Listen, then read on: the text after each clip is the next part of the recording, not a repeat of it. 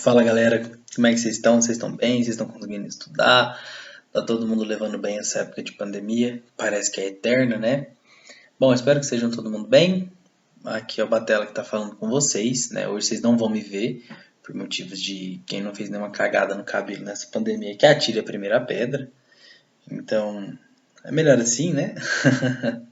E vamos conversar então sobre o reino protista hoje, perfeito? Reino protista. Então, é o reino composto principalmente pelos protozoários e algas, tá? São seres eucariontes, então, como a gente já viu em citologia, seres eucariontes são aqueles que o núcleo, ou seja, o seu material genético, ele é dividido, separado, ele é organizado, né, por meio da carioteca. São seres uni ou pluricelulares, então eles podem ser de uma única célula ou de duas ou mais células, tá? E eles podem ser autótrofos, como as algas, que produzem o seu próprio alimento. Então eles não precisam de nenhum outro organismo para se alimentar, porque eles produzem seu próprio alimento. Ou heterótrofos, como nos casos dos protozoários, que eles precisam ou parasitar o indivíduo ou matá-lo para comer, certo? Eles possuem diversos tipos de organelas membranosas, como assim? Não são tão simples como as bactérias, por exemplo, que possuem principalmente só o ribossomo, né? Eles possuem vários tipos, como lisossomo, retículo endoplasmático, vários outros tipos de organelas, tá? Eles podem viver isolados ou em colônias, perfeito? Como eu falei para vocês, pode ser de vida livre ou associado. Essa associação geralmente se dá por parasitismo, certo? Bom, então vamos começar. Protozoários. Os protozoários mais conhecidos, a ameba, a giardia, inclusive eu tive giardíase e eu não sei por que eu falei isso, é o toxoplasma, leishmania, plasmodium e o trypanosoma. Eles são mais conhecidos, obviamente, por conta das doenças que eles causam e porque, infelizmente, são doenças que ainda são muito frequentes no Brasil, certo? Os protozoários eles são unicelulares, ou seja, são de uma única célula. Eles são eucariontes, então têm seu núcleo organizado, e heterótrofos, não produzem o seu alimento, eles precisam se alimentar de outros indivíduos, certo? Eles estão presentes nos ambientes úmidos, na maioria, principalmente porque, como é só uma célula, é um indivíduo mais delicado, digamos assim, eles precisam da água para se locomover, para se reproduzir, para se alimentar e tudo mais. Eles podem apresentar flagelos, cílios ou pseudópodes, a gente vai ver tudo com mais detalhe mais para frente, que para poder se locomover, certo? E a principal forma de obtenção do alimento deles é por meio da fagocitose, que a gente vai dar uma olhadinha agora. Então eles podem ser de vida livre ou parasita, perfeito? Bom, fagocitose, né? Eu acredito que vocês já viram isso, então vou dar uma relembrada bem rápida. Então aqui a gente está vendo uma ameba, né, uma célula, que é um protozoário. A gente está vendo algumas organelas aqui, os lisossomos, e o núcleo dela bem organizado, perfeito? E aí ela vai se alimentar. Como que vai funcionar? Ela vai reconhecer um indivíduo do qual ela vai se alimentar, por exemplo, a bactéria aqui, que a gente chama de fase de contato, e aí ela vai decidir comê-lo, ela vai decidir que ela vai ingerir ele. Então o que ela vai fazer? Ela vai começar a lançar pseudópodes ao redor dele, como vocês estão vendo aqui, e aí esses pseudópodes vão englobar o indivíduo como um todo e vão formar o chamado fagossomo. O que é isso? O fagossomo vai ser esse vacúolo, esse saquinho, essa vesícula aqui, na qual consta o indivíduo que ela vai se alimentar, né? E aí o que vai acontecer? Quando esse indivíduo entra para dentro da célula de fato, né, vocês verem que fechou aqui, né? A célula, o protozoário, ele vai fazer o quê? Ele vai começar a liberar substâncias que vão destruir e vão quebrar esse indivíduo em menores porções e depois mais para frente ele vai quebrar em substâncias que ele vai absorver, né? Então aqui a gente está vendo a morte da bactéria e a absorção dos nutrientes. Então o fagolissossomo, o que é isso? É uma mistura de fagossomo com lisossomo, tá? Então aqui o lisossomo está agindo, promovendo a digestão dessa bactéria, perfeito? Feito isso, esse vacúolo digestivo, né, ele perde essa característica de vacúolo, adentra no citosol, perfeito? Os resíduos da bactéria, ou seja, tudo aquilo que o indivíduo não for aproveitar, né, para sua digestão, ele lança fora e o resto foi absorvido, perfeito? Os rizópodes, né, que eles vão se locomover e eles vão obter o alimento por meio dos pseudópodes, então eles vão lançando esse pé, então você imagina que esse pezinho aqui, por exemplo, vem para cá, aí esse vem para cá, aí esse vem para cá, e aí de pouco em pouco, essa célula inteira se move, tá? E eles também pegam o alimento por meio da fagocitose, como a gente viu agora há pouco. E os esporozoários? Os esporozoários, eles não possuem nenhum tipo de locomoção, tá? Nenhum tipo de estrutura locomotora, né? Como vocês estão vendo aqui, não tem cílio, não tem flagelo, e eles não conseguem emitir os pseudópodos. Então, são protozoários que não se locomovem. Bom, vamos olhar um pouquinho um por um. Os flagelados. Então, aqui a gente tem alguns protozoários flagelados, né? Que vão causar doença. Primeiro aqui a gente tem a Giardia intestinalis, que é essa coisa feia, parece uma carinha triste, né? A gente tem aqui o Trichomonas vaginalis, que causa dor da tricomonise. O Trypanosoma bruceigambiense, que é a doença do sono, que todo mundo acha que tem quando a gente dá essa aula, né? Que todo mundo está sempre morrendo de sono. E o Leishmania, que é causador da leishmaniose. Bom, os flagelados, eles são seres unicelulares, e aí eles habitam água doce ou salgada, tá? Como o próprio nome diz, possuem flagelos longos, podem ser um, como a gente no caso do Trypanosoma, ou vários, como no caso do Trichomonas, né? Os flagelos são essenciais para capturar o quê? O alimento e para se locomover. Então, eles vão precisar do flagelo para capturar o alimento. Não vai ser por meio de fagocitose, certo? Aqui, a relação que eles vão ter com outros indivíduos pode ser por meio de comensalismo, que é quando um indivíduo não tem, é indiferente para ele aquela relação, ou seja, não tem prejuízo nem benefício, mas o outro possui benefício, né? Mutualismo, quando os dois indivíduos têm algum tipo de benefício, ou parasitismo, quando para o protozoário é vantajoso, ou seja, benéfico, e para o indivíduo que ele está parasitando não é, certo? Que é o que acontece nas doenças. E a maior parte deles é de vida livre, tá? Mesmo a gente estudando muito mais os parasitas por conta das doenças que eles causam, a maior parte dos protozoários em si são de vida livre e não costumam causar doenças nos seres humanos. Bom, ciliados. Então, os ciliados eles se alimentam por uma abertura oral, ou seja, como se eles tivessem uma boca, certo? Eu demorei um tempo para entender isso aqui, porque eu olhava essa imagem e falava, gente, mas como que isso aqui tem uma boca? Como assim? Né? Pelo menos eu tinha o costume de imaginar essa imagem achatada, né? Como se fosse uma sola de sapato. Mas na verdade todas as imagens que a gente vê de células, tudo ela é 3D. Então é sempre meio oval, meio redondo, meio gordinha, digamos assim. Então forma ali uma boca, tá? Que a gente chama de citóstoma, tá? Aqui em cima, certo? E eles vão excretar, ou seja, todos os resíduos que sobrar ali, desde o metabolismo deles ou mesmo da alimentação, por meio do citopígio, tá? Aqui, que é uma outra abertura. São organismos de vida livre, então eles não parasitam os seres humanos, e eles possuem um vacúolo contrátil, tá? Vocês estão vendo aqui estrelado, aqui tem mais um, perfeito? Que é importante para a osmorregulação. Como assim? Esse vacúolo ele é extremamente importante porque ele vai regular quanto de água entra e quanto de água sai. Os indivíduos que possuem vacúolo, eles não precisam se preocupar com uma mudança de sal na água, por exemplo, se não for uma mudança, obviamente, extremamente brusca. Porque o que acontece? Se o meio tiver hipertônico, ele vai perder água, mas o vacúolo vai regular isso. E se o meio estiver hipotônico, ele deveria ganhar água, certo? E o vacúolo vai controlar isso também para a célula não sofrer uma lise celular, perfeito? Falando agora dos risópodes ou sarcodíneos, aqui a gente está vendo uma imagem bem linda, né, uma imagem real. Aqui vocês estão vendo os pezinhos deles, né? Eles se locomovem então por meio desses pseudópodes, que são falsos pés. O mais famoso mesmo é a moeba, tanto que naquela brincadeirinha lá de massinha lá, a gente sempre vê uma foto parecida com essa. E eles podem ser tanto de vida livre quanto parasita. E os esporozoários? Eles não têm nenhum tipo de estrutura para locomoção, vocês estão vendo que não tem cílios, não tem flagelo, não tem pseudópodes, né? Todas as espécies que a gente conhece de esporozoário são parasitas, então a gente não conhece nenhum esporozoário que não seja parasita. E alguns são causadores de graves doenças nos seres humanos, né? Como o plasmódio aqui, que é o causador da malária. Perfeito? Vamos falar sobre reprodução agora, né? Começando por essa tirinha aqui, né? Vocês vão me julgar por ela estar aqui, mas ok, vamos lá. Todo mundo se reproduzindo sexuadamente, menos eu.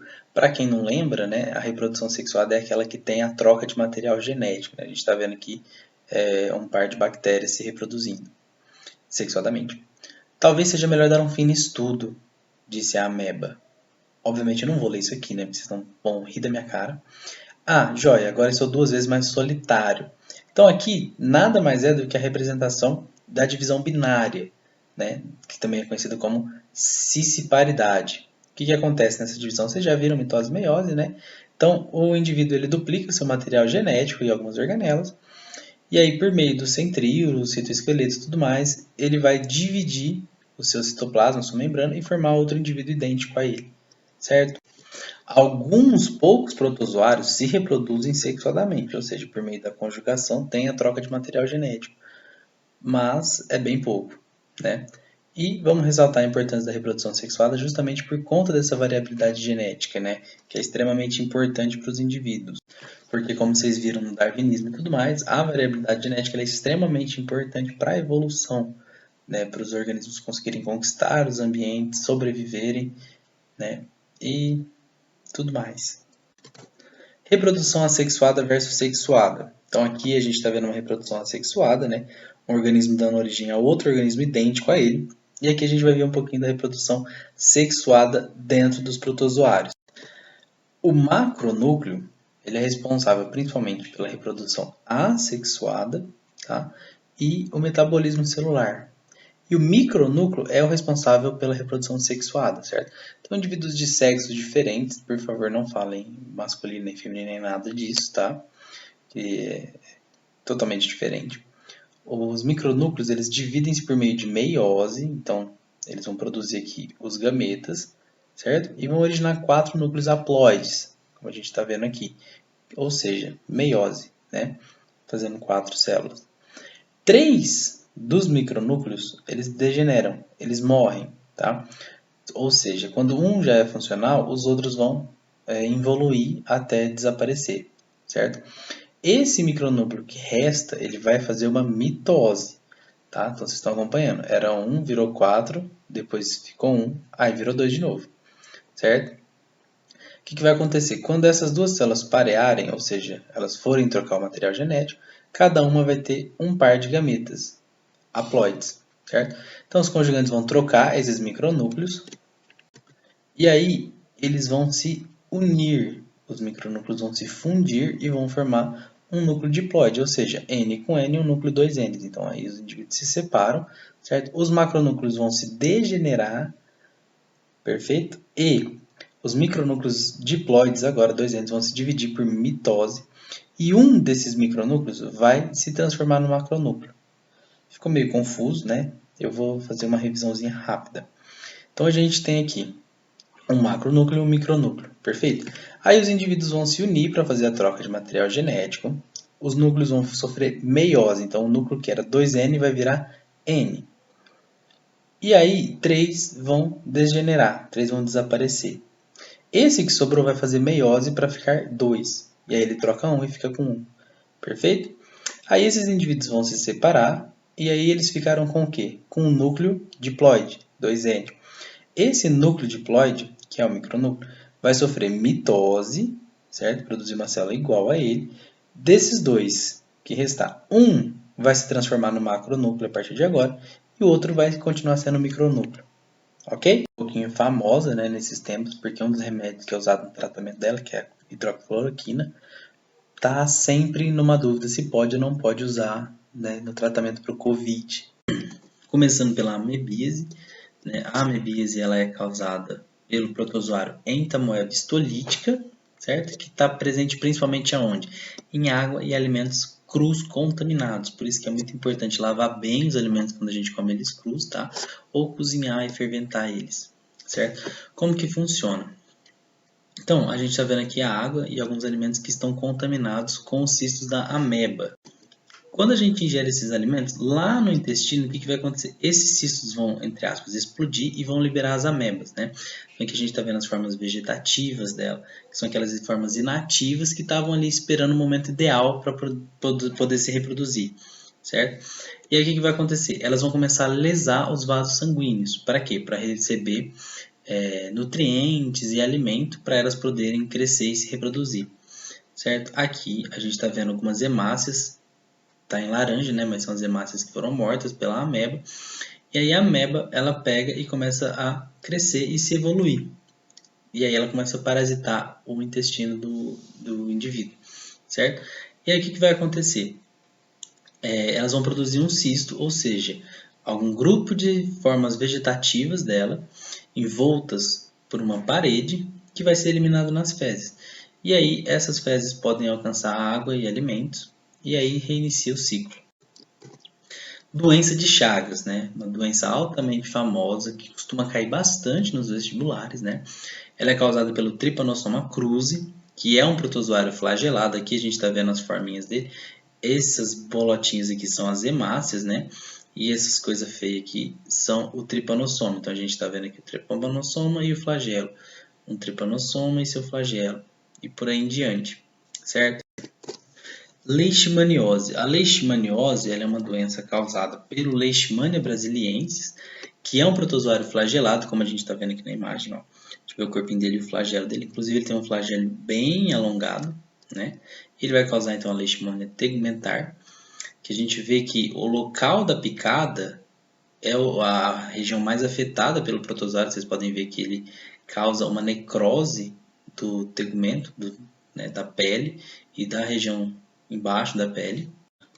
Essa doença ela é transmitida, ou seja, o seu vetor é um mosquito flebótomo, tá? Do gênero Lutzomia, mas somente a fêmea transmite o protozoário. A questão de ser da fêmea é pelo fato de que tanto a fêmea quanto o macho desse mosquito se alimentam do néctar das flores e frutos, né? Mas só a fêmea se alimenta de sangue humano. Então, obviamente, como só ela tem um contato com o ser humano, é ela que vai ser o vetor de transmitir essa doença. Giardíase. Bom, saudades, brincadeira, misericórdia. Bom, ela é causada pelo protozoário Giardia lamblia, que é um protozoário flagelado, né? Como a gente está vendo aqui, ele tem seus flagelos. Esse protozoário, ele parasita o nosso intestino, certo? Então, como parasita o intestino, os principais sintomas, obviamente, incluem desidratação e diarreia, né? Justamente porque ele está parasitando o intestino, então, numa tentativa de eliminá-lo, o organismo solta o intestino e libera. Vamos dar uma olhadinha rapidinho aqui no ciclo dela. Então, o ser humano ele ingere alimentos e águas contaminados, ou seja, que não foram lavados, por exemplo. E aí, o que acontece? O trofozoito.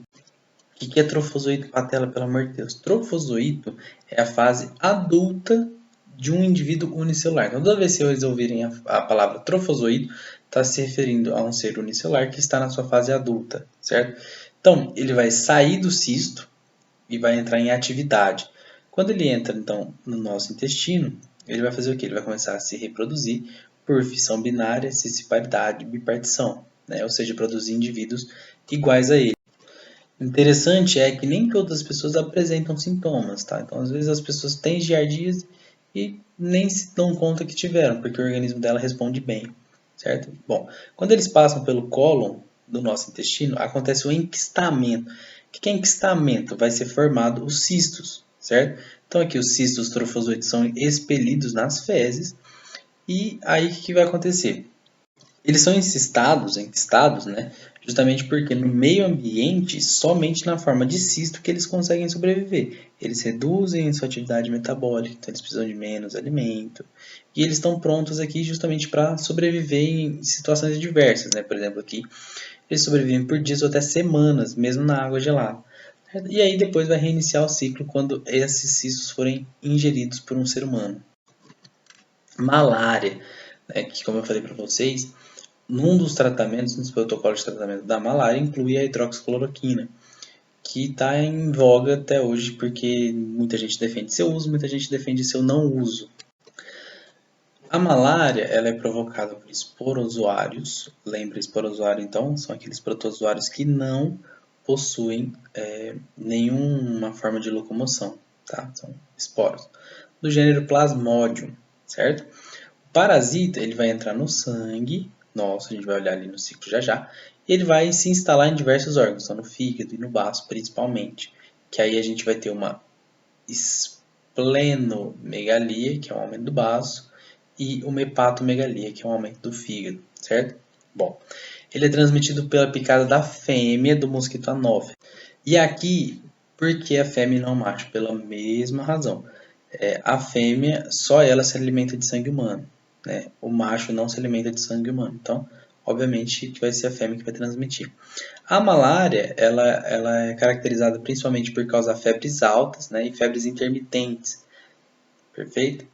E ela é uma doença muito comum na África e na região amazônica, que é uma região úmida, é uma região de mata, né? Então é muito fácil ali para os mosquitos se desenvolverem. Vamos dar uma olhadinha rapidinho aqui no ciclo da malária, né? Esse é o ciclo que acontece dentro do mosquito e esse é o ciclo que acontece dentro do ser humano. Tá cheio de seta, cheio de coisa aqui, mas eu vou tentar simplificar para vocês. Aqui na parede do estômago da fêmea, a gente está vendo que está acontecendo uma meiose e muitas mitoses. Ou seja, os esporozoítos eles estão se multiplicando, certo? Essa multiplicação leva mais ou menos um prazo de 12 dias para chegar à maturação deles, para eles estarem prontos para infectar em uma quantidade suficiente o ser humano. Aqui a gente só está vendo mais ou menos o prazo da gametogênese, né? Ou seja, a formação de gameta e a fecundação, que dura um prazo de 24 horas, certo? Nenhum segredo aqui. No ser humano, o que vai acontecer? Vai entrar na corrente sanguínea, esses esporozoítos, e vão passar no fígado, certo? Eles vão infectar o fígado e eles vão sair em forma de merozoítos, tá? Os merozoítos, o que são? São a célula, é a fase do protozoário, do plasmódio, capaz de infectar a hemácia. Então, o que vai acontecer? Os merozoítos eles vão invadir as hemácias e vão parasitar as hemácias, né? E o que vai acontecer? Eles vão abranger um número muito grande de hemácias, certo?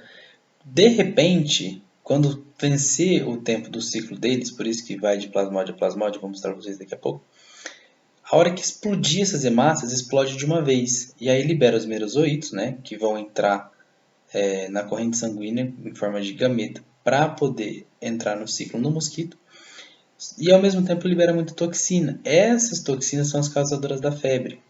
Então, esse é o motivo da febre ser intermitente, ou seja, demorar 48 horas ou 72. Por quê?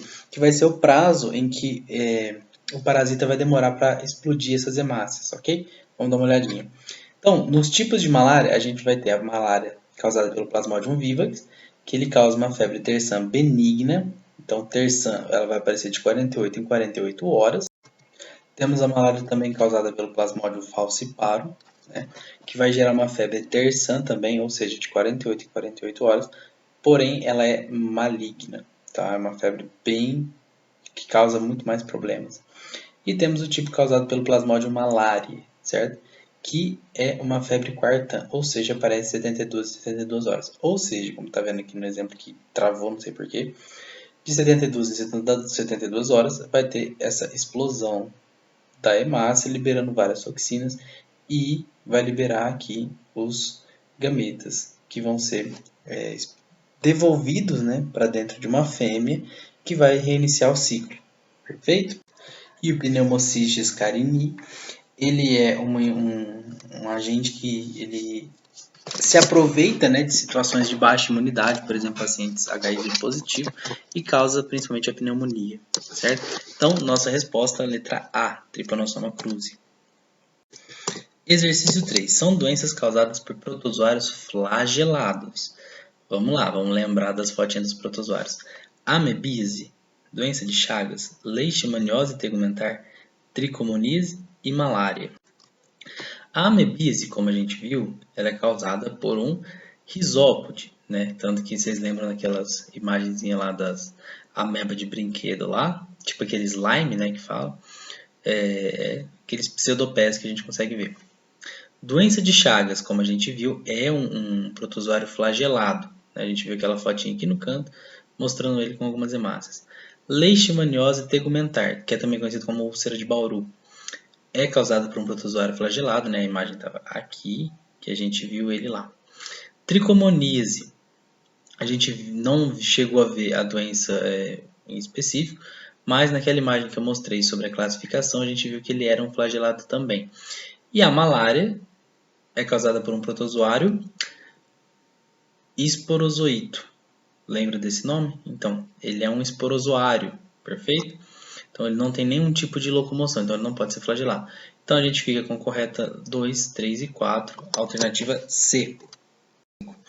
Uma pessoa pretende processar um hospital com o argumento de que a doença de Chagas, da qual é portadora, foi ali adquirida em uma transfusão de sangue. E agora?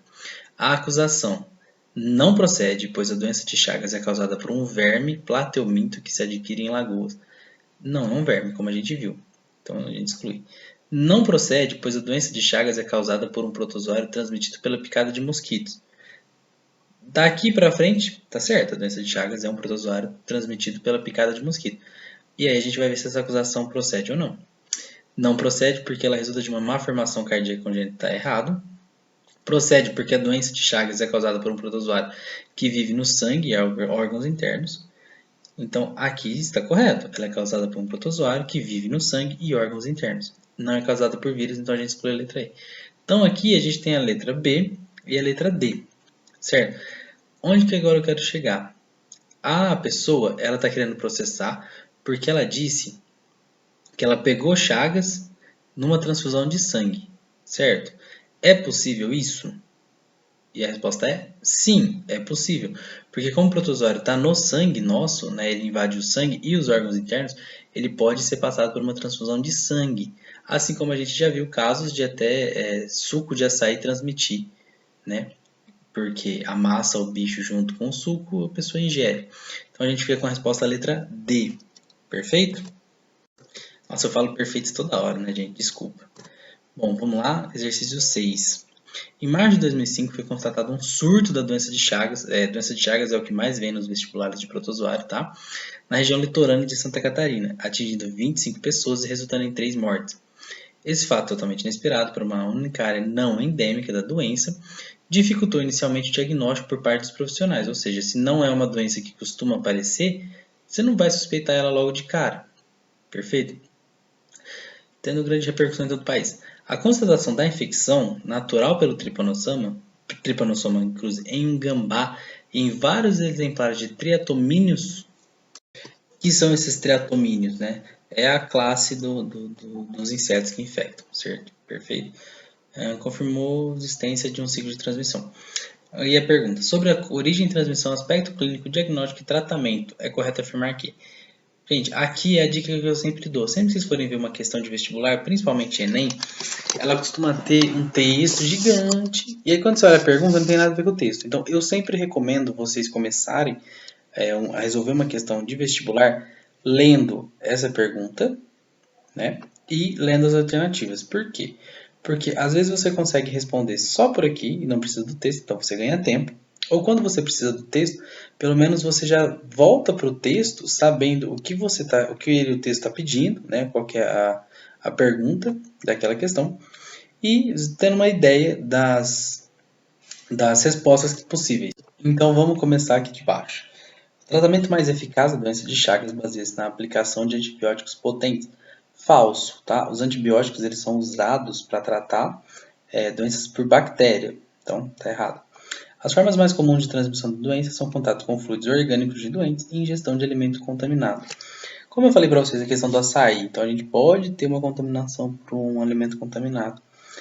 A gente falou de transfusão de sangue, pode ser contaminado por meio de contato com fluidos, porém não são as formas mais comuns. Então o pega da questão está aqui, certo?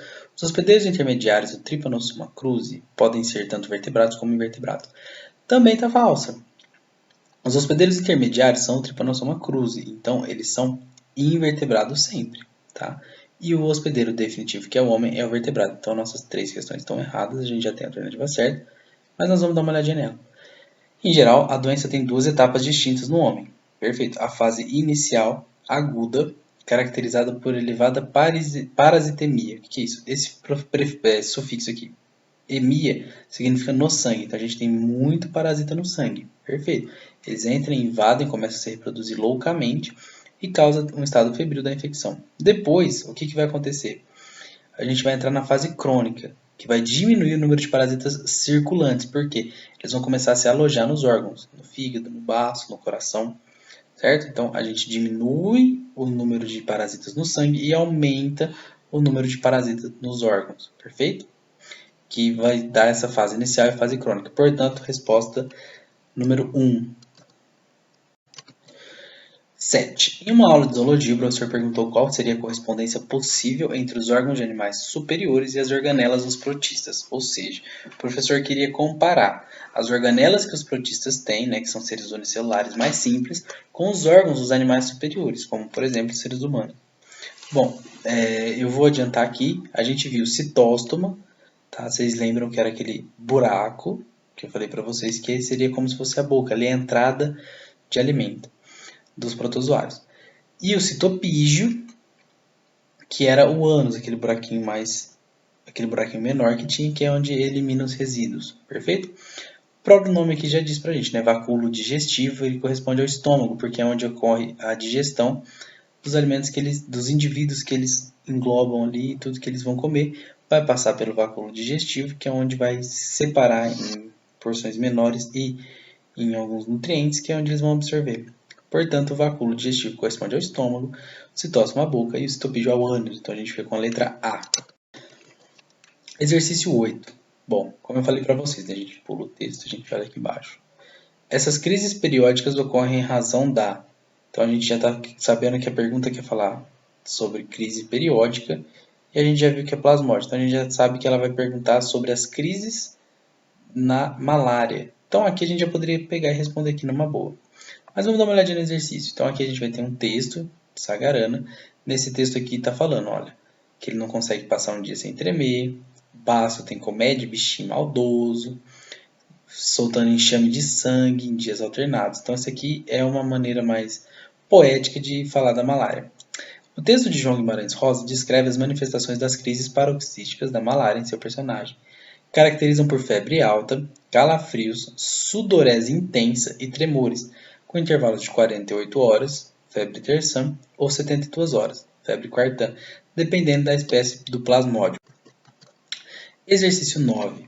Sabemos que os protozoários são seres unicelulares e eucariontes que, juntamente às algas, fazem parte do reino protista. A respeito da reprodução desse grupo de seres vivos, vamos lá para a alternativa correta. Os protozoários se reproduzem apenas por reprodução assexuada. Falso, a gente viu que eles se reproduzem sexuadamente também. Os protozoários se reproduzem exclusivamente por reprodução sexuada. Também está falso. Na conjugação, um processo assexuado, os protozoários trocam material genético. Na conjugação, eles trocam, porém não é um processo assexuado. Então também está errado. Na divisão binária, um indivíduo se divide-se ao meio, formando dois. Perfeito, que é a cisparidade. E a grande maioria dos protozoários se reproduz por divisão múltipla. Não. Divisão múltipla seria dar origem a vários, mas não.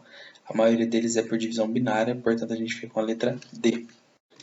Nosso último exercício de protozoários, que a gente vai entrar em algas agora. Então, nos paramécios, é observado um tipo de reprodução sexuada em que ocorre a troca de material genético, porém não se observa o aumento no número de indivíduos. Entre as alternativas a seguir, marque aquela que indica o nome dessa reprodução. Bom, o que está acontecendo no paramécio? A gente vê uma reprodução sexuada, mas não aumenta o número de indivíduos. Vocês lembram aquela imagem que eu mostrei para vocês, né, do macronúcleo, micronúcleo? Teve a reprodução, tinham 2 indivíduos e a gente continuou com 2, certo? Esse tipo de reprodução, a gente vai chamar ele de conjugação. Porque eles vão se conjugar, ou seja, vão se unir, trocar o material genético, mas não acontece um aumento do número de indivíduos, diferente de quando tem a cisparidade que divide no meio e 1 vira 2, certo? Então, nossa resposta é a letra D. Algas. As algas, elas são protozoários, tá? Às vezes a gente até confunde, pelo menos eu confundia muito, né? Pensava algas sempre como do reino vegetal, mas não, as algas elas são protozoários e elas podem ser tanto uni quanto pluricelulares. Então a gente tem algas de uma célula só e algas de várias células, né? Como a gente pode ver aqui. Elas são autótrofas, ou seja, elas produzem seu próprio alimento. Então elas não precisam matar um animal, né, como a gente viu por meio de uma fagocitose, por exemplo, né? E elas não precisam parasitar animais, elas produzem seu próprio alimento, perfeito? E elas sim são as grandes responsáveis pela renovação de oxigênio do planeta. Muita gente fala, porque a Amazônia é o pulmão do mundo. Na verdade, o pulmão do mundo mesmo são as algas, né? A Amazônia, ela é uma floresta altamente que produz muito oxigênio, porém, ela também consome muito oxigênio, por ser uma mata densa. Então, tudo que ela produz de dia, né, a maior parte dessa produção, ela absorve durante a noite, né? Agora, as algas, vocês podem ver, são seres simples, né? Unicelulares, por exemplo, e em muita quantidade nos oceanos, mares, lagos, enfim. E aí eles produzem um excesso, um excedente de oxigênio muito além do que eles consomem. Então, eles sim são o pulmão do mundo. Algas unicelulares. Então, a gente pensa em alga, a gente tem ideia, né, de uma plantinha, né, uma mini árvore, né, pelo menos é o que eu tenho, mas a gente pode ver algas unicelulares, como a gente está vendo aqui. Isso aqui é uma alga, né? Elas são encontradas em ambientes terrestres úmidos, em mares, rios e lagoas, porque, como eu falei para vocês, elas dependem da água, tanto para a reprodução quanto para o seu metabolismo, enfim, elas são totalmente dependentes de água. Então, você não vai achar, por exemplo, uma alga no deserto, né? E elas fazem parte do fitoplâncton. O que é o fitoplâncton? O fitoplâncton ele é um conjunto de micro-organismos unicelulares que estão nas superfícies dos lagos, dos mares, né? Que vão servir de alimento, né, para o zooplâncton. Né? Eu acho que vocês vão ter mais detalhado essa questão mais para frente. Os das algas unicelulares, tá? Elas vão ser divididas pela cor ou seja, pelo pigmento da clorofila de cada uma. Então a gente tem as euglenófitas, que tem uma coloração mais esverdeada, como essa daqui que a gente está vendo. A gente tem as crisófitas, que tem uma coloração mais amarelada, dourada, né? Então elas também são chamadas de algas douradas. E as pirrófitas, que tem um pigmento avermelhado, e por isso que a gente encontra o fenômeno da maré vermelha. Esse fenômeno, o que é? É um evento que acontece devido ao que? A uma proliferação em um número gigantesco dessas algas unicelulares de uma maneira descontrolada e desordenada, certo? Então elas começam a se proliferar muito, muito, muito, muito, muito, além da capacidade ali daquele lago, daquele mar, enfim. Por que isso acontece? Principalmente quando tem algum escoamento de esgoto na região, ou alguma indústria, algum dejeto que cai naquela região ali, do mar, do rio, né, que vão causar a proliferação das algas. Além disso, também, assim, se tiver alguma alteração na temperatura da água, na questão da salinidade da água, ou então, tipo, quando tem um excesso de sais minerais, tudo isso é propício para ter uma proliferação das algas. E aí elas se proliferam de uma maneira muito, muito grande. Qual que é o problema disso tudo? O problema é que elas vão começar a liberar toxinas para a água. E aí essas toxinas vão afetar toda a fauna ali, então ela vai acabar matando vários peixes, vários animais que vivem ali, né, na fauna aquática daquele lugar. Elas praticamente são capazes de envenenar a água, digamos assim. E aí morrem em larga escala, peixe, molusco, enfim, todos os organismos que estão ali vão acabar sendo atingidos. Por isso que é um fenômeno muito preocupante, né? Vamos lá. Dando uma olhadinha um pouquinho mais detalhada, né? As euclenófitas, elas são as euglenas. Euglena nada mais é do que o nome da classe, né, dessas algas. Elas vão se locomover por meio de um flagelo, como a gente está vendo aqui, né, e elas vivem em água doce salgada. A reprodução dela é por cisciparidade, vocês lembram, né? Então ela divide da origem a um indivíduo exatamente igual a ela. A gente tem as bacilariófitas, que elas vão viver em água doce ou salgada também, e elas são representadas pelas diatomáceas. Esse nome, diatomáceas, é por causa que é um conjunto de algas unicelulares que tem uma mesma característica em comum, que é a questão de sílica na parede celular, enfim, essas coisas vocês não precisam saber, né? Aqui, como eu falei para vocês, né? Elas possuem essa carapaça protetora formada por sílica, que são as diatomáceas. Geralmente elas também se reproduzem por cisciparidade. E a gente tem as pirrófitas, como a gente conversou, elas são conhecidas por dinoflageladas, ou seja, elas possuem dois flagelos. Em geral, elas costumam ser marinhas, por isso que a gente sempre vê maré vermelha, né? Mas não, nada impede que a gente possa encontrar elas em alguns lagos ou riachos, certo? Ela tem uma coloração esverdeada ou parda, né? E elas vão se reproduzir por cisparidade também. Aqui é interessante que elas têm capacidade de emitir a luz, bioluminescência.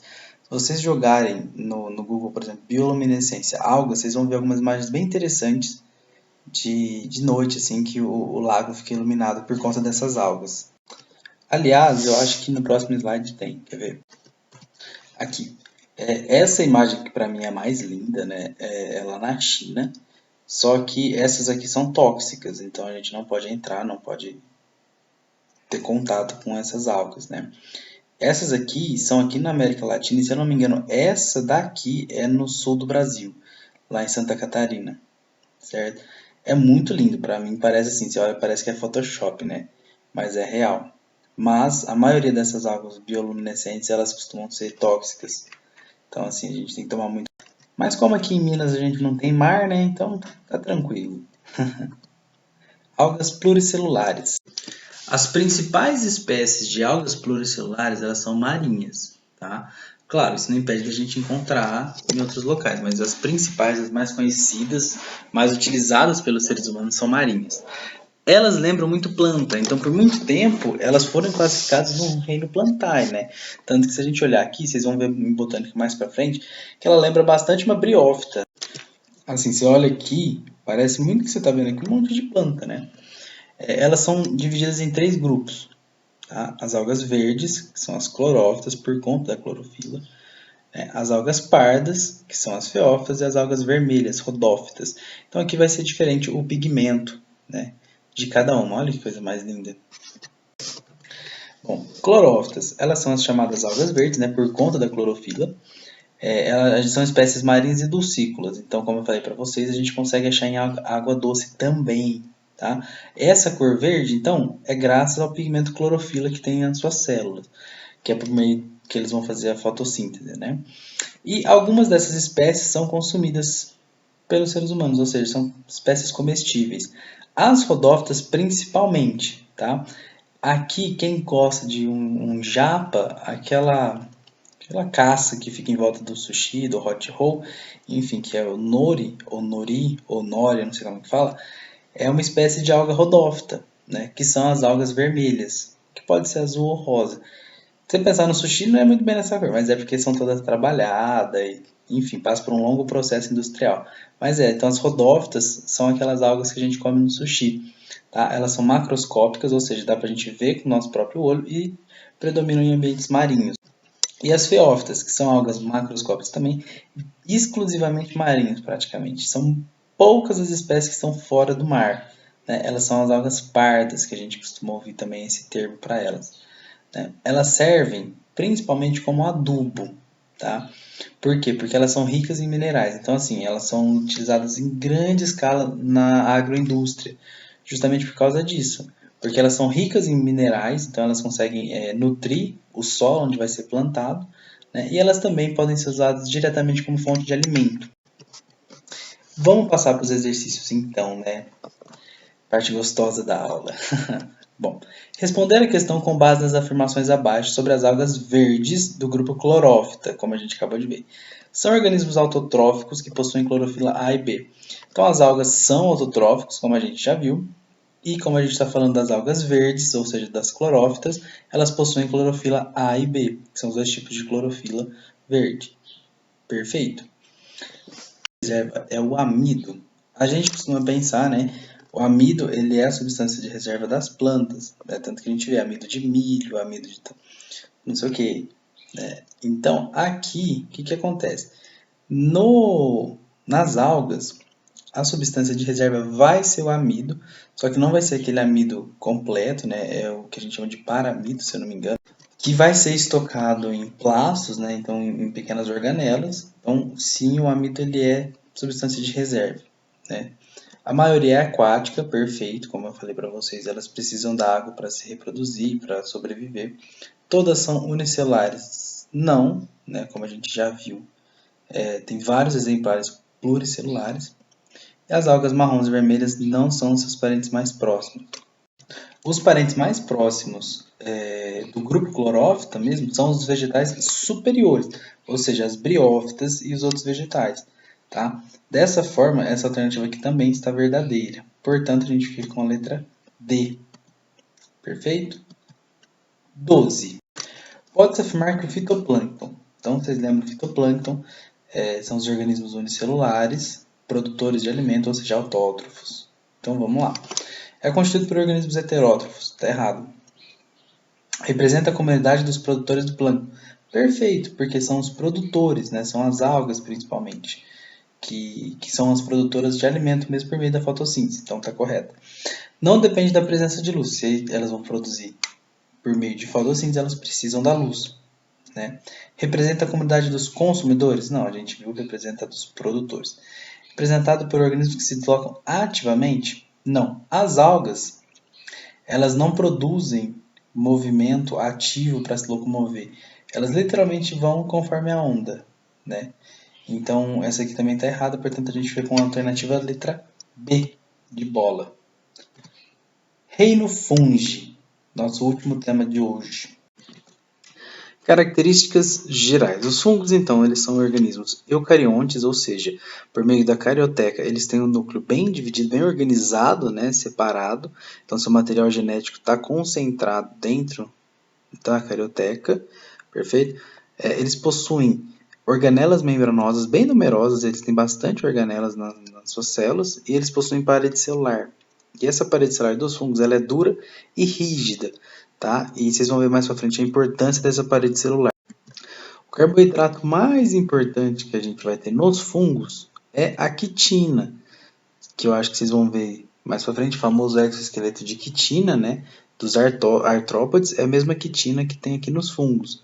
Aí a gente vai dar uma olhadinha mais para frente por que ela é tão importante.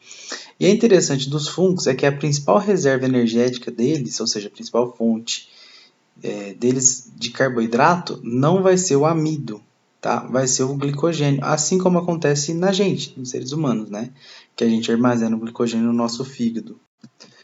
Os fungos, eles podem ser tanto unicelulares, né, de uma única célula, como as leveduras, aquele bolor que a gente vê. Eles podem ser pluricelulares, tá? Como cogumelos e os demais fungos, como a gente está vendo aqui nessa foto, né? E eles são heterótrofos, tá? Esse G aqui não era para estar aqui não, é um F. Heterótrofos, ou seja, eles não produzem seu próprio alimento, eles não realizam fotossíntese, nem quimiossíntese. Eles são organismos consumidores dentro da cadeia biológica, tá? Quando a gente for estudar a estrutura mais a fundo, a gente vai ver isso aqui, ó. Alguns filamentos microscópicos que a gente chama de hifas. E o conjunto dessas hifas é denominado de micélio. Então, aqui, a gente vai ver que nessa estrutura do fungo, a gente tem inúmeras hifas, e aí quando elas se unem, elas formam o chamado micélio. Tá? Os fungos eles se reproduzem sexuadamente por meio de conjugação, como a gente já viu, né? E assexuadamente por meio de esporos, ou seja, eles lançam os esporos no ar e a hora que esse esporo alcança um lugar ali propício para ele se desenvolver, ele vai se desenvolver e dar origem a um novo fungo, perfeito? E os fungos eles se desenvolvem melhor em ambiente úmido. Um grande exemplo disso, micose no dedo. Né? Geralmente o que acontece? A pessoa fica com o sapato o dia inteiro, soa o pé, fica aquele negócio meio úmido e tudo mais. Então ali é um lugar excelente para o fungo nascer, né? Que aí dá a chamada micose. Com pouca luz, tá? E com muita matéria orgânica. Então, tudo que o fungo precisa para crescer é isso, um ambiente úmido, pouca luz e matéria orgânica que ele pode ali ter um alimento para ele e ele começar o seu processo de reprodução. Características específicas agora do fungo, né? Os cogumelos de chapéu, que são esses aqui que a gente vê com mais frequência, né? Pertencem ao grupo que a gente chama de Basidiomiceto. Basidiomiceto é o que? É o formato dele mesmo, essa estrutura que ele tem aqui, meio alongada, meio chapéuzinho aqui, isso chamam os basidiomicetos, tá? Esse corpo que a gente está vendo aqui, a gente vai dar o nome de corpo de frutificação. Esse é o nome dado para a região do fungo que, digamos assim, é a mastigável. entre aspas, tá? Porque assim, na verdade vocês sabem que todos os cogumelos são comestíveis, né? A única diferença é que alguns você só vai comer uma vez na vida e vai ser sua última refeição. Nossa, que pesado, né? Brincadeira. Mas enfim, então essa região aqui, mais molinha que a gente pode ver, é o chamado corpo de frutificação. Como a gente pode ver aqui, tá? Nesse chapéuzinho, a gente vai ter as hifas férteis. Então, o que acontece na verdade? Aqui a gente está vendo um monte de hifa, né? Que são esses filamentos que eu falei para vocês. Essas hifas elas vão começar a se multiplicar, elas vão começar a se desenvolver e aí elas vão começar a tomar essa conformação. Então, aqui dentro tem um monte de hifas, um monte desses filamentos que vão se organizar e vão dar origem a esse corpo de frutificação. Elas vão originar esse formato do fungo que a gente está acostumado a ver, né? Essas hifas, elas possuem esporante. Então, que acontece, né? As hifas, elas vão se desprender daqui, certo? E vão produzir os esporos, que vai ser a unidade reprodutora. Esses esporos, eles vão ser o quê? Espalhados por meio do vento, da água, por ação de alguns animais, enfim, eles vão se espalhar. Certo? Aí eles vão encontrar algum ambiente favorável, né? Então que seja úmido, com pouca luz, que tenha uma matéria orgânica ali. E aí dali eles vão começar a se desenvolver e vão dar origem a um novo fungo, tá? Então o ciclo de reprodução e aqui de espalhamento, aqui me fugiu a palavra, mas então é basicamente esse aqui. Uma porção do fungo e uma hifa se desprende, ela libera os esporos caem num lugar favorável e aí dá origem a um novo fungo. Vamos olhar agora mais para dentro, mais por dentro, a reprodução dele. Os fungos eles podem se reproduzir por brotamento ou esporulação. O que é o brotamento? O brotamento é quando tem uma parte que simplesmente começa a se separar, começa a se dividir, né? Então a gente está vendo aqui vários brotos, certo? Então começa a surgir um broto, vai chegar uma hora que esse broto vai se desprender e vai dar origem a um novo indivíduo, tá? Aqui a gente está vendo as hifas, né? Na hifa, como eu falei para vocês, a gente vai ter o esporângio, que vai ser onde vai estar reunidos os esporos. E aí o que vai acontecer? Em algum momento, esse esporângio ele vai abrir e vai liberar os esporos, e aí os esporos vão ser levados para vários lugares diferentes. Quando tiver algum lugar propício para a formação do fungo, as hifas vão começar a se desenvolver por meio dos esporos e vão dar origem a um novo indivíduo como esse aqui, certo? Agora a gente vai falar sobre a classificação dos fungos. Os fungos, eles são classificados pela sua função, tá? Ou seja, pelo que eles fazem. Então, primeiro a gente vai ver os fungos decompositores, ou seja, são aqueles que vão decompor a matéria orgânica. Quando uma coisa começa a estragar, né, os fungos invadem e aí eles começam a decompor aquela matéria orgânica. Então, como a gente está vendo aqui, acho que a maioria de vocês já deve ter visto alguma laranja ou algum outro alimento que está começando a apodrecer e aí os fungos começam a tomar conta. Então, tudo que a gente está vendo aqui, todo esse azul, esse branquinho aqui, é tudo fungo, tá? Eles também são chamados de saprófitas, tá? Sapro tem a ver com coisa morta, tá? É um prefixo de coisas mortas. Bom, eles vão se nutrir da matéria orgânica de organismos mortos. Então, a gente vê aqui o organismo que está morrendo aqui, na verdade é uma fruta, mas poderia ser um animal, poderia ser uma folha, enfim. Todo que é um organismo que está morto, ou então que tem uma parte que morreu, o fungo ele vai se alimentar daquela matéria orgânica, né? Então, pele, folha, fruta, tudo então que é orgânico, em decomposição, os fungos vão lá se aproveitar disso. É muito importante essa ação dele. Então, assim, por quê? Porque imagina se tudo que caísse na terra não tivesse fungo para decompor. Ia demorar muito mais tempo para decompor. Então, eles têm uma importância muito grande na ecologia terrestre por conta disso, né? Por conta deles decomporem e reciclarem a matéria orgânica. A gente tem os fungos parasitas, né? Como eu falei para vocês aqui, ó, a gente tem micose no pé. Aqui a gente está vendo um parasita de uma planta, né? E aqui é um exemplo de um fungo que aqui ele está causando a candidíase, né? Como a gente pode ver aqui, a candidíase oral, perfeito? Se eles são fungos parasitas, eles vão viver à custa de outro indivíduo, então eles vão sobreviver parasitando a pessoa. E lembrando, parasita a gente vai ter que é positivo para um, no caso o fungo, e negativo para o outro, no caso a planta ou seres humanos, tá? o fungo ele vai prejudicar o seu hospedeiro e pode até matar, certo? A gente pode ver principalmente com planta que todo mundo não, né? A agroindústria ela morre de medo de invasões de fungos ou coisas do tipo porque dizima a plantação. A ferrugem da soja, por exemplo, ela causa um estrago enorme porque ela literalmente acaba com a plantação, né? E nos seres humanos a gente vê, como eu mostrei aqui para vocês, né? Micose, frieira, pano branco, sapinho, né? E aqui a gente está vendo um exemplo de candidíase. Vamos lá. Aqui ficou faltando escrever, né? Mas aqui a gente vai conversar sobre os líquens. O que são os líquens? É uma relação, tá, de mutualidade, ou seja, um mutualismo em que alga e fungo convivem bem.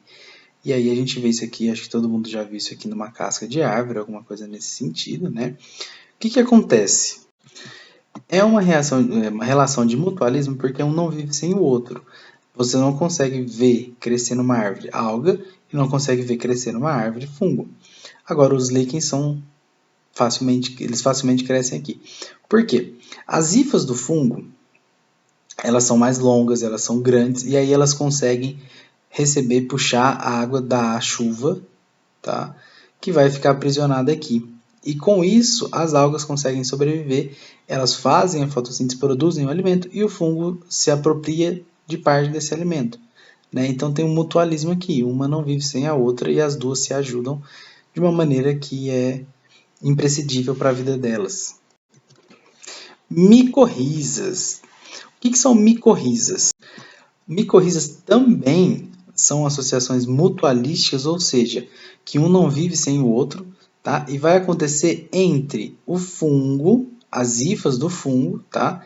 E a raiz de plantas vasculares, ou seja, aquelas plantas que têm umas raízes bem profundas e que produzem, essas raízes são responsáveis por tirar daqui o material inorgânico, água e sais minerais, certo? Para ser utilizado pela planta. E aqui a gente chama de floema. E a gente vai ver tudo isso mais para frente, tá? Aliás, a gente chama de xilema, perdão. E o porquê que isso aqui é importante ou no que ajuda? Como a gente está vendo aqui, os fungos, as hifas, vão se agregar nas raízes e vão aumentar a área de absorção. Então, por meio dessas hifas, a gente vai conseguir ver um aumento muito grande da absorção das raízes. Isso é imprescindível para a planta funcionar, né? E ao mesmo tempo, as raízes elas devolvem, digamos assim, água e, aliás, água não, perdão, elas devolvem açúcares e sais minerais, aminoácidos imprescindíveis para a existência do fungo. Então, o fungo aumenta a área de absorção de matéria inorgânica e de água das raízes, e por suas vezes as raízes elas devolvem com alguns aminoácidos, açúcares e coisas que ela produz que são imprescindíveis para a vida do fungo. Então, esse mutualismo deles aqui é importantíssimo, tá? E pode chegar a ser imprescindível viver sem eles, sem ele, né? Sem o mutualismo. Ou seja, ambos, fungos e plantas, são mutuamente beneficiados. Isso porque os fungos nutrem as plantas e elas, por sua vez, durante a fotossíntese, produzem carboidratos assimilados pelos fungos. Aqui a gente está vendo uma imagem real, né? Tudo isso que está em branco que a gente está vendo aqui são as hifas dos fungos, né? É muito bonitinho. Fungos e seres humanos. Então agora a gente vai chegar na parte mais do nosso dia a dia.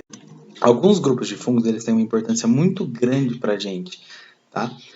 Porque a gente pode usar eles para a produção de bebidas alcoólicas, para fazer a fermentação crescer massa, etc, etc. Né? E alguns diretamente como alimento, por exemplo, no caso do champignon, que tem uns doidos que estragam o estrogonofe colocando ele, né? Então, aqui, como eu falei para vocês, a gente tem algumas espécies de leveduras que são o quê? Fungos unicelulares que a gente usa na fermentação. Então, a gente tem a fermentação lática, ou seja, na produção de leite, a gente tem de iogurte, perdão, na fabricação de pães, bolos e bebidas alcoólicas, tá? Os fungos que a gente chama do gênero Saccharomyces, tá? Quando eles estão em meio anaeróbico, eles vão ter a energia dele por meio de fermentação alcoólica. Vocês já viram essa questão de fermentação e produção de energia, né? E aí o que acontece? Eles vão transformar o açúcar em álcool etílico. Então, por exemplo, na produção de vinho, né? O que acontece? Você faz o suco de uva, joga ali um fungo e ali vai fermentar e vai formar o álcool. Assim, de uma maneira bem grosseira falando, né? No caso de pão e bolo, a gente usa fermento. O que vai acontecer nesse fermento? Ele vai liberar um gás carbônico, ali a hora que começa a esquentar e tudo mais, então começa a liberar carbono, e aí faz a massa crescer. Por isso que a massa é toda furadinha, né? Você pegar um pão, você vê que ele é cheio de espaço. Aqueles espaços que tem dentro é de gás carbônico que estava ali. Vamos agora para os exercícios. E terminando nossa aula, né? O corpo de um fungo multicelular é formado por filamentos que recebem o nome de tananã. O conjunto desses filamentos forma o tananã, que constitui o corpo do fungo. Entretanto, essa estrutura não é considerada um tecido verdadeiro, certo? Vocês vão ver mais para frente essa questão de tecido, órgão e tudo mais. Marque a alternativa que indique corretamente os nomes indicados por 1 e 2. Então, como eu falei para vocês, esses filamentos recebem o nome de hifas e o conjunto de hifas forma o micélio. Dessa forma, a gente fica com a letra A, certo? Exercício 14. Assinale a opção que apresenta uma característica ausente no reino fungi. Então, vamos ver. Reprodução assexuada? Sim. No reino fungi, a gente já viu, o brotamento é uma dessas reproduções assexuadas. Respiração anaeróbia? Como eu falei para vocês, alguns fungos eles fazem a respiração anaeróbia, por exemplo, quando está no solo de sapato fazendo micose, na fermentação de bolo, por exemplo, que ele está lá entremeado na massa. Então, sim, é verdadeiro. Célula procariótica aqui está errada, né? Como eu falei para vocês, os fungos eles são células eucariontes. Tem um núcleo bem organizado, bem separado por meio da carioteca. Então, está errado. Nutrição heterotrófica, correto, né? Os fungos não produzem seu próprio alimento. E relação mutualística, como a gente viu nos líquens, que é muito importante. Portanto, a alternativa letra C. Exercício 15. Muitas pessoas, ao avistarem um fungo em uma mata, pensam que aquela estrutura é um vegetal. Né? Realmente, dependendo da cor, mesmo às vezes até o líquen na árvore, a gente acha que seria uma planta. Né? Apesar da semelhança física, essas estruturas se diferenciam das plantas, ou seja, o que os fungos são que fazem ser diferente das plantas? O fato deles serem eucariontes? Não, porque as plantas também são eucariontes. Serem organismos procariontes? Não, porque os fungos não são procariontes. Né? Serem organismos autotróficos? Não, porque os fungos não são autotróficos. Pelo contrário, quem são as plantas. Serem organismos heterotróficos? Essa é a alternativa correta. Os fungos são heterotróficos, as plantas são autotróficos. E por eles serem organismos heterotróficos, isso diferencia eles das plantas. Portanto, a gente fica com a alternativa letra D. 16, FUVEST 2018, bem recente. Vocês viram que na nossa aula, tanto a questão de protozoário, das algas, não tinha tanta questão de vestibular justamente porque não costuma cair. Não é um assunto muito cobrado no vestibular. Então eu vou tentar abordar mais questões na lista com vocês, mas não, de vestibular mesmo é difícil ser cobrado. Esse aqui foi um ano que foi exceção. No grupo dos fungos são conhecidas perto de 100 mil espécies. Esse grupo tão diverso inclui espécies que são sapróbias, fundamentais na ciclagem dos nutrientes, pois sintetizam açúcares a partir do dióxido de carbono do ar. Lembra que eu falei para vocês, né? Sapro tem a ver com coisa morta. Então, por conta de fungos decompositores. Agora, sintetizam açúcares a partir do dióxido de carbono do ar. Isso aqui está errado. São parasitas, procariontes heterotróficos que absorvem compostos orgânicos. Procariontes não. Os fungos eles são seres eucariontes, certo? Então, essa aqui também está errada. Algumas espécies que são comestíveis, perfeito, pertencentes ao grupo de fungos primitivos que não formam corpos de frutificação. Errado, né? Por exemplo, o champignon que a gente come, ou alguns doidos comem, que é muito ruim, eles formam corpo de frutificação e nem por isso eles deixam de ser comestíveis, né? Algumas espécies que formam com as raízes de plantas associações chamadas micorrizas, mutuamente benéficas pela troca de nutrientes. Raiz de planta com fungo, uma relação de mutualismo chamada de micorrizas. Perfeito. Então a gente já tem nossa alternativa correta, que é a letra D. Vamos dar uma olhadinha na E. Realizam respiração na presença de oxigênio e fotossíntese na ausência desse gás. Fungo não faz fotossíntese, né? Ele não tem clorofila, então essa aqui está errada. Portanto, a alternativa correta é a letra D. Bem tranquila, né? Exercício 17. O fermento biológico, o mofo que ataca os alimentos e os cogumelos comestíveis são organismos que pertencem ao reino fungi. Ok. Com relação a este grupo, indique as proporções verdadeiras. Todos são clorofilados. Errado, né? Fungo não tem clorofila. Então isso aqui já está errado. Nutrem-se por digestão extracorpórea, isso é, liberam enzimas digestivas para o substrato, fragmentam macromoléculas em moléculas menores, permitindo sua absorção pelo organismo. Eu deixei para falar disso com vocês aqui para a gente ganhar um pouquinho de tempo. É dessa forma que funciona mesmo. O fungo, seja o fungo que está parasitando, ou o fungo que vai matar o indivíduo, ou quando ele está decompondo, ele vai emitir, ele vai liberar algumas toxinas, algumas substâncias digestivas, né, para fora do corpo, ou seja, ele vai digerir esse indivíduo que ele vai absorver fora do corpo, e aí quando essas enzimas fragmentarem, ou seja, quebrarem em pequenas moléculas, pequenas partículas aquele indivíduo, aí sim, por meio das hifas, eles vão absorver aquilo ali e vão digerir e vão fazer parte do metabolismo interno agora dos fungos, tá? Então essa aqui está correta. São eucariontes, unicelulares ou multicelulares. Também está correta, certo? Como eu falei para vocês. São utilizados na produção industrial de iogurtes. Aqui tá errado, eu não lembro se eu falei isso para vocês, mas tá errado. Na produção do iogurte é usado bactérias, os famosos lactobacilos, streptococcus, tá? Então lá, quem faz a fermentação lática vai ser bactéria e não fungo. Então a 4 está errada. Possuem glicogênio como reserva nutritiva, perfeito, como eu falei para vocês, semelhante aos seres humanos. Nossa, isso aqui me dá toque. E alguns são utilizados para a produção de antibióticos, como a penicilina que eu falei para vocês. Então, perfeito. Então, a gente tem como resposta 2, 3, 5 e 6. Portanto, a gente fica com a alternativa B, de bola. Saiu. Ufa. Exercício 18. Lembra que eu falei para vocês, né? Vamos ler aqui o finalzinho, depois a gente, se precisar, volta para o texto. Sendo assim, assinale a opção que apresenta respectivamente características de bactérias e fungos. Então, vocês viram aqui que basicamente a gente não precisa de nada disso para responder a questão. Basta a gente saber algumas características de bactérias e de fungos. Vamos dar uma olhadinha, né? Mas vocês poderiam responder direto por aqui. Diversas doenças que acometem os seres humanos são causadas por micro-organismos. Duas doenças muito comuns são o tétano e a candidíase oral, causadas por bactéria e fungo, respectivamente. O tétano é causado pela bactéria Clostridium tetani, que penetra no organismo por corte na pele, né? Por isso que a gente vê objeto enferrujado, contaminado, a gente não pode cortar. Se você se cortar com um desses, tem que correr para o pronto-socorro. Já a candidíase oral, também chamada de sapinho, é causada principalmente pelo fungo Candida albicans, que é encontrado na nossa flora microbiana. Então, esse fungo, ele habita o nosso corpo. E aí, quando a gente tem alguma queda na nossa imunidade, ele ataca. Né? Que eu acabei de falar para vocês. Né? Se o nosso sistema imunológico enfraquecido, a população de fungos aumenta e causa infecção. Então, vamos lá. Assinalar a alternativa que apresenta características de bactérias e fungos. Unicelular, procarionte com parede bacteriana. Perfeito. Né? Isso aqui são características de bactérias. Agora a gente vai ver de fungo. Unicelular, eucarionte com parede celular, com parede de quitina. Isso aqui pode ser uma característica de fungo? Pode, o fungo ele pode ser unicelular, como eu falei para vocês.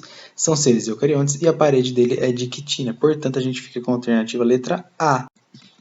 Mas vamos dar uma olhadinha nas outras, né? Então aqui, multicelular. Bactérias não são multicelulares, então a gente já elimina B, D e E, certo? E bactérias não são eucariontes, então a gente já eliminaria essa aqui também. Mesma coisa aqui, né? Os fungos não são procariontes, tá? E eles não têm celulose, a parede deles é de quitina. Então vamos prosseguir. 19 agora. Os fungos já foram considerados vegetais e de fato ambos apresentam algumas características em comum. No entanto, apenas fungos apresentam células com complexo Golgiense. Vocês lembram do complexo de Golgi, né? Que é aquela organela responsável por secretar geralmente proteínas, mas podem secretar bastante coisa. E, enfim, por meio de vesículas, né, que o próprio complexo forma, então ele secreta. Pode secretar várias coisas, mas geralmente é proteína mesmo. Formação de ATP na cadeia respiratória. Membrana celular lipoproteica. Via glicolítica no citoplasma celular. Glicogênio como reserva de energética. Bom, aqui a gente já mata a questão, né, como eu falei para vocês. Os fungos ele têm glicogênio como reserva energética e as plantas possuem amido, né? E então a gente fica com a alternativa letra E. certo? Mas vamos olhar as outras alternativas também. As duas, tanto fungo quanto planta, possuem complexo de Golgi, né? Ambas possuem mitocôndrias, então eles vão formar ATP na cadeia respiratória. A membrana celular ela é lipoproteica em ambos os casos, né? Fosfolipídica. E via glicolítica no citoplasma celular, ambas as células têm, né? Que não sei se vocês já viram, mas é aquela produção de glicose ali que vira piruvato e tudo mais no citoplasma da célula. Perfeito? Então vamos para o nosso último exercício de hoje. Exercício 20, que eu acho que eu não coloquei a página sem a resposta, mas enfim, vamos ler. Os líquens, apesar de serem formados por fungos, não realizam o processo de decomposição. Para conseguir a energia necessária para sobreviver, então, como a gente viu aqui, eles não realizam decomposição, tá? Como que eles conseguem energia? Produzem matéria orgânica por meio do processo de quimiossíntese? Não, né? Captam alimento das plantas que parasitam? Não, porque ele não tem parasitismo, né? Eles ficam nas plantas ali basicamente para pegar a água que cai. Eles não sugam nada das plantas, nem nada nesse sentido. Eles também são formados por algas, realizam o processo de fotossíntese, enquanto o fungo retém água e sais minerais. Perfeito. Então, no líquen, o que vai acontecer? O fungo vai reter água e sais minerais, principalmente da chuva, vai compartilhar com as algas e as algas vão realizar o processo de fotossíntese que vão alimentar o fungo. Certo? Então, esse é o mutualismo deles. Inserem seus austórios no tronco de árvores próximas de onde eles não parasitam nenhuma árvore e eles não realizam fermentação. Portanto, alternativa letra C. Bom, gente, eu agradeço vocês terem assistido até aqui, agradeço a atenção de vocês.